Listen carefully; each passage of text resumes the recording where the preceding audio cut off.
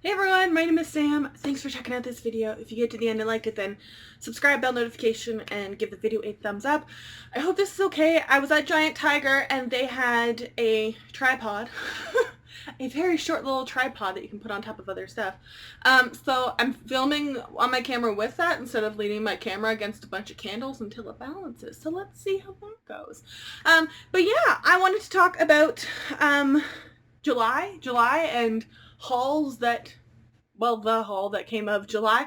Actually, I'm quite proud of myself, I think. I didn't really do like a large chunk of impulse buying or anything, which I feel like I do a lot when I'm bored. With COVID, there's been a lot of boredom, I feel like, a lot of the times.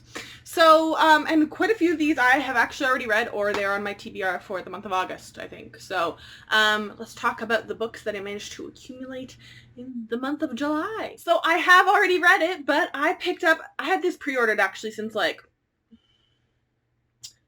I want to say either January or April. Indigo had sales for adult titles, and this is genre-wise more YA leaning from like all the classifications I've seen everywhere, but they price it in the adult sector. So I waited for adult books to sale prices because Canada, the adult books are atrociously overpriced. So I finally got that. So The Year of the Witching, I have read it. Actually, I think I read it like 2 days after I got it. But yeah, so The Year of the Witching is this kind of gothic-y leaning, historical, horror leaning, kind of historical fiction, has a ton of parallels to our world, but the main character is kind of this outer person. She's in the community, but she's not very well liked for reasons that are explained, all pertaining to potential magic. And then there's this whole thing with like a blood curse, and that she's drawn to their local forest, and that's when she starts her period, which then she realizes was like a blood sacrifice, and that's why she was drawn to the forest at the time she was. And then there's this whole thing with like the local like patriarchy who's like in this like, honestly it's kind of a cult, but for religious reasons he gets to marry a bunch of women. And, you know, there's a whole bunch of issues with that. But anyways, it was an interesting read for sure. I'm really impressed actually with the writing for a debut author. And yeah, I actually really enjoyed it. I gave it like a 4 out of 5 stars, I think, in the end.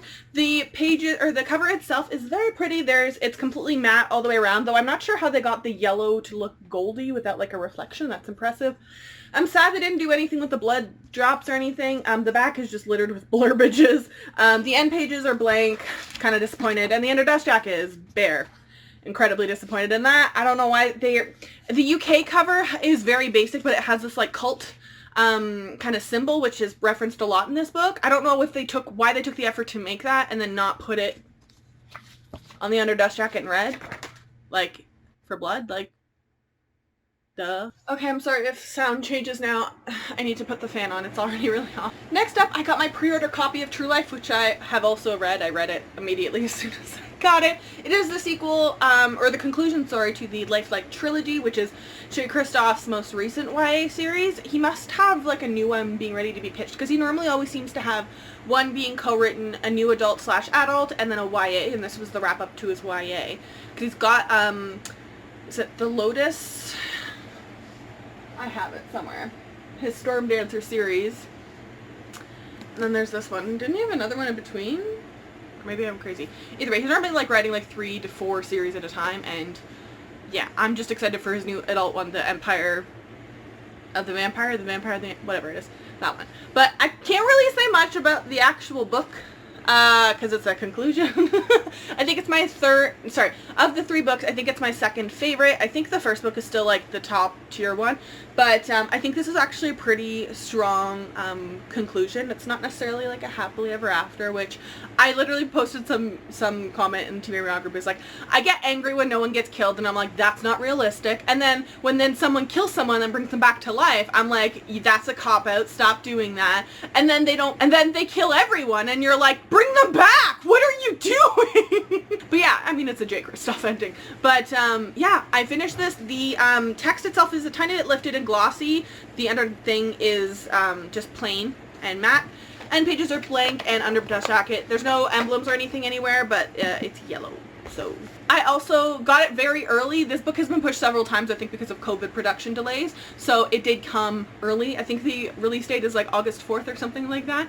But I got this the second to last week, I think in July. I was very surprised. But my finished copy of The Dark Tie by Alicia Jasinska came. I'm so disappointed. I talk about this book, I think, in one of my like talking about book cover reveals that happened. So on the first run in North America, they put like a glossy, not glossy, like a not metallic-y. It's just like reflective on the waves. Why didn't they gloss the moons and lift the text? That would have been beautiful. Also, they didn't do it on the full way around. They didn't do it on the back. So the backs, the gold on the back is a different color than the gold on the front, which angers me to no end. The end pages are white, and the under dust jacket, there's nothing special on it, sadly. But every year at St. Walpurga Eve, Walpurga's Eve, Caldella's witch queen lures a boy to her palace. An innocent life must be sacrificed on the full moon to keep the island city from sinking. Lena is convinced her brother is going to be taken next year. To save him, she enlists the help of a mysterious Thomas Lynn, the boy she secretly loves, and the only person to ever escape from the palace. But they drew the queen's attention, and Thomas is chosen as sacrifice. I don't know that there's a ton of reviews actually online of this one at all, but they're kind of like in the middle, mediocre, but I really don't care, honestly, predominantly because the author has pink hair in her author photo. But she's also works in libraries too, so I'm honestly kind of excited for this. I'm just really pissed they didn't do what they should have with the cover. I also picked up the US hard copy of Sex and Vanity. This is Kevin Kwan's new trilogy. It came out beginning of July, I want to say. And I read it basically immediately. I'm also supposed to be getting a copy of the UK edition, which is a turquoisey teal background. It's supposed to be signed by Kevin Kwan, because of my lovely friend Mel. But I was trashed for Crazy Rich Asians, so I wanted it. And also, the cover, like, is reflective-y parts of it, which I'll talk about in a second. But yeah, so people are going to inevitably compare this to Crazy Rich Asians, which I don't think it is. Crazy Rich Asians is one of my favorite series. I feel like the characters are less strong in this one than the other one, and I think as well as the other one was more, I don't want to say exotic, because I don't know if that's the right term, but more like very foreign to me. Like I was just learning about this whole new world because of geography, so I was automatically more interested in learning about this foreign world of just like the money and everything like that. Whereas this is more, it's set in North America, in the States, so I'm like, I know this place, like I know this geography. So I think I just had that was my struggles with it, but it's supposed to be a retelling of some A Room with a View. I have never read that, and I told my coworker that, and I was explaining the book to her, and she's like, oh, that sounds exactly like A Room with a View then. So yeah, then it's definitely that. So if you have read A Room with a View, this may interest you, but if you're going into it thinking, oh, Crazy Rich Asians, that's really not it. But the main character, it starts off, she's at this like tropical location for a friend's wedding, and she gets into this fling with the local hot guy. And, well, I guess not local, but a guy that's also there that's hot. Things happen and they go their separate ways, and then it fast forward, and is it WASP is the acronym? I think so. Yeah, so it like flashes forward, and she's engaged to this like douchey, super wealthy dude, and that hot guy from the wedding comes back in the picture, and she has to make some choices. So I feel like a lot of, I think part of my love of Crazy Rich Asians as well is that it ties back Rachel's like upbringing. It does mention like some social issues as well with China and the one-child policy and everything like that, whereas this doesn't seem like it's going to go into any part of that realm. So that's just something that, don't go in thinking it's Crazy Rich Asians. I know it's hard because they literally put from the New York Times bestselling author of Crazy Rich Asians with the Crazy Rich Asians people on the cover, but yeah. So the background is matte and pink, but all of the trees here, and then this like pool thing here is all metallic-y, reflective-y, and the text is a little bit lifted. The end pages are blank, but the under dust jacket is bright purple, and then Sex and Vanity. It looks like Sex and the City writing typeset, or is that just me? But either way, I think it's not a bad book if you go into it just thinking, I'm going to read a book by this author, rather than, I'm going to read this book that's just like Crazy Rich Asians, because it's not like that. I also, finally, shipping that border delays have been like atrocious. I've been waiting over a month for my book from Waterstones, and it's just, or Goldsboro, sorry, I just don't know if it's ever coming from them. But anyways, I got my copy from Waterstones of the Court of Miracles by Kester Grant. I actually read this via the library through an audiobook because it was taking forever to show up. And I think it was like pushed so hard everywhere as like the new Six of Crows, which don't do that to yourself. That is such a beloved book. It's not Six of Crows, like just across the board. It's not Six of Crows. There's like a heisty element to it, but it's not Six of Crows. So don't go into it thinking you're reading Six of Crows. But so this is their debut author, but she has like 9 books on contract sold to publishers, so I think you're going to be seeing her a decent amount. She has another, I think it's a middle grade series that's supposed to start in 2021 called Gold's Paw, something like that. And then this is supposed to be a trilogy. So as you may be able to tell from the cover, and this is the UK cover, sorry, the Canada one, the North American one is fine, but it's the same price point and it's the most basic design. They didn't do anything with it. The underdust jacket is plain. So you'll see why I just paid for the international shipping to get this pretty copy.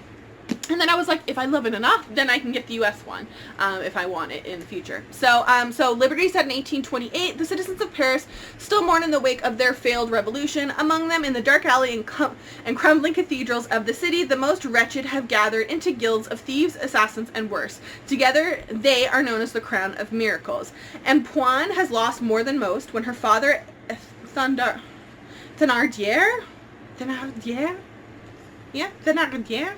sells her sister into the Guild of Flesh. She makes a promise to do anything that she can get to her sister. And naturally, the sister gets involved with the court. So, and then there's also the real monarchy that is existing in this world that also comes into play, and she kind of has to do the balancing act while saving her sister. I read it and enjoyed it, but I also went into it saying, don't compare it to Six of Crows, because it's just going to inevitably disappoint you. So that's just something, again, just like with Sex and Vanity, go into it because the book itself sounds interesting to you, not because it's compared it to a book that you love.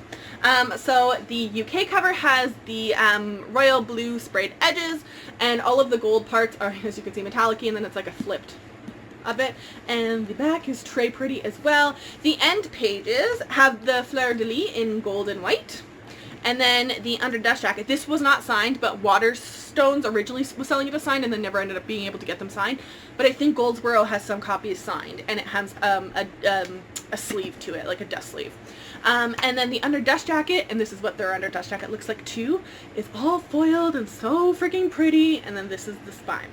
So this was the exact same price as the US one / North American one that did nothing with it. They just printed it off plain and did nothing with the underdust jacket. Do you understand why I hate you the North American publishing branches? But anyways, yes, I got my copy, and it just looks so pretty. I just last minute actually picked up A Peculiar Apparel by Jeff Vandermeer. I had the audiobook for this borrowed from my library, and then I knew I wasn't going to be able to read it in time, and there were people behind me, so I returned it. So I'm back on the holds list waiting for the audiobook, so I will read it when the audiobook comes in. I like reading along with my audiobooks, partially because I really like this cover. Like, even though it's plain, they didn't do anything with it, I really like the design elements of this cover. And I've just seen authors do cop-out things, which they could have done because of Jeff Vandermeer's name, because of Annihilation. But they didn't. I'm also like, people, when I've seen the reviews are like 3.5 across the board for the most part. Which, I honestly have a hard time taking book ratings seriously, especially with the last couple like months where it's been pointed out too that like people just go in and 1-star books that are from authors of color. So I'm like, I know people do that for authors that they just don't like, and then they mass on do it for authors of color. So unless there's like a large amount of actual reviews on books, I generally don't take that stuff with much value anymore. And so I haven't read the Annihilation series, but everywhere I saw this was like, this is a book that if you like Neil Gaiman, if you like that weird shit that is kind of niche, that like probably a good chunk of people are just not going to be interested or not know what to do with this book, or I saw several people specify this is going to be a fan for British, for people that are fans of British comedy. And I was like, hi, the IT Crowd is one of my most favorite shows. Richard Ayoade is like a god to me. I watch an offensive amount of Jack Whitehall, and the Big Fat Quiz of the Year is like a tradition for me. All I do is watch British comedy. Other than John Mulaney, like that's it. All my comedy stuff is European basically. So like, also 8 out of 10 Cats does count as like the best show ever. I watch it on YouTube religiously. So I was like, I kind of have to. And then I saw it's signed. The end pages are also green. They did something with them at least. But it's signed. We don't get author tours or anything like that here. So it's like, honestly, worst case scenario, I waste $25 if I don't like it, and I can pass it on to someone who may end up enjoying it. But it's everywhere I've seen is like for fans of Neil Gaiman, for fans of Terry Pratchett, for fans of all those, when I was literally last month being like, I need something weird. Like The City We Became is fucking weird. It's an amazing book, but it's a fucking weird book. So I'm hoping this will like fill that gap where I literally said, I need a weird book. So, so hopefully this works out well for me, and it's a chunker of a book. It's very chunker. But yeah, so the end pages are green, and then the underdust jacket is it's kind of a similar green actually, and then they kind of bordered the title there.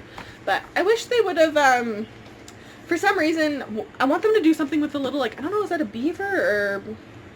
I don't know what it's supposed to be. I'm not great with animals, but it's on the spine too. I wish they would have, like, I don't know, something with the beaver. Either way, I have it now. So this book was blurbed a ton in every stupid book recommendation webinar I went to for work. Non-freaking stop. And so I don't really have, I think I mentioned this in my TBR video too, that I don't have a ton of like women in World War II books on my radar, because I feel like I've read, you know, I tried them at the beginning, they're just super popular and they just pump them out non-stop, and I'm like, you know, whatever. But this is blurbed a ton, and it has really, really, really good ratings everywhere I've seen, with people saying this is her best book. I've never read anything else by this author, but I've seen her name before, but it's just really, really solid ratings all over. Also, it has like the Swan randomly in here, which also, it looks in place and out of place at the same time, if you know what I mean. It's just like a random, but it's pretty pink foiling.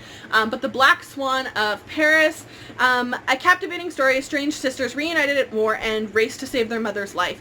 So it's like Genevieve Dumont is a star and smokescreen, an unwilling darling to the Nazis, and the Shanta's position of privilege allows her to go undetected as an ally in the resistance. But when her estranged mother, Lillian, is captured by the Nazis, she knows that she has to do something.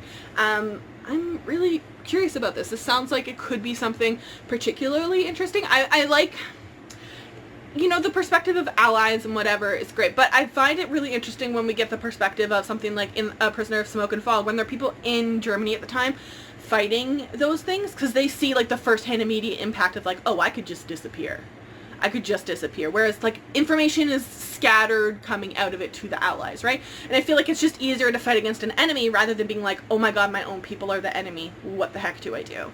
So I picked it up. Hopefully it's really good. It was also like, I got it from Walmart, so it's like 40% off cover price or something like that, and so cover price is $24, so it was like, what, 15-ish? So I'll take it. I honestly picked this up because I was looking everywhere to see if anyone had boyfriend material in stock, which no one has it. So I think I'm just going to break down and order it off Indigo, wait till Monday. When I'm filming this on Sunday, I'll wait till Monday for when their new weekly sales go up, and hopefully maybe it'll be on sale or some bonus points or something, and I'm gonna order it. But I just wanted something contemporary romancy. Like, I'm kind of just rereading stuff, I think, at this point. And this has been everywhere. I've seen this freaking everywhere. And it's like the main character, Augustus Everett, is an acclaimed author of literary fiction. January Andrews writes best-selling romances, and when she pens a happily ever after, she kills off the entire class. The entire cast. That's something I would do. They're polar opposites. In fact, the only thing they have in common is that the next 3 months they're living in neighboring beach houses, broke and bogged down with writer's block. Then one hazy day, one thing leads to another, and they strike a deal to designed to force them out of their creative ruts. Augustus will spend the summer writing something happy, and January will pen the great next American novel. She'll take time on field trips worthy of a rom-com montage, and he'll take care of her interview surviving members of a backwood death cult, obviously. Everyone will finish a book, and no one will fall in love, really. So, I enjoy romances that involve literary worlds, books set with a setting in bookstores, books with settings in libraries, books with librarians in them, for pretty obvious reasons. So I figured this would be a fun way, and everyone just across the board seems to be really enjoying it, and the people who aren't like in love with it are still like, yeah, this is a solid read, like I don't regret reading this, so I have it. For a whopping $6, I found the paperback copy of The Necromancer by Michael Scott. This is the 5th book, I think, right? I think it's the 5th book. No, it's the 4th book in the Immortal Nicholas Flamel series. They've just done a cover change in the United States, or North America, whatever, same covers, into these new covers, and I've been kind of gradually collecting them as I find the old covers, and they just changed them, so I only need book $6 now, I think, right? So I got this for $6. There's a little bit of like wear and tear on it, but nothing major, for $6. And lastly, probably my favorite purchase was a new copy of The Book Thief. I've been looking everywhere, I've mentioned this a few times, for the copy that it's got like the burnt parchment-y color that has Death dancing with Gretel. And originally this isn't the cover that was on the link, but I don't hate this and it has the Death dancing, so I'm totally fine with that. I think they just redid it when he had the new book come out. What's it called? Oh, his new book that I haven't read. It's The Bridge of Clay, something like that. So I think they probably just did a re-release of it, but I'm just so happy. I have it. It's my favorite book of all time, so I'm so happy I have it. And also, I'm not giving you a summary of The Book Thief at this point. The book is, it's The Book Thief. It's like summarizing Harry Potter. Anyways, those are the books that I managed to accumulate in the month of July. Let me know what you got, if you got any of these, if there's a book that you think I should really pick up, let me know. And I will link these books in the description box down below. I will also link all of my social media. If you follow me, I will follow you back. I just realized I probably really am so far behind on my shelf that says owned on Goodreads. Books that I physically own. Oh, shit. Anyways, I'll figure out what to do with that. But anyways, wear a mask, clean your hands, Black Lives Matter, stop being dicks to each other, register to vote, and don't be my neighbors and have a party and risk getting COVID for drinking cheap beer while listening to fucking party rock anthem. Really? Of all the songs?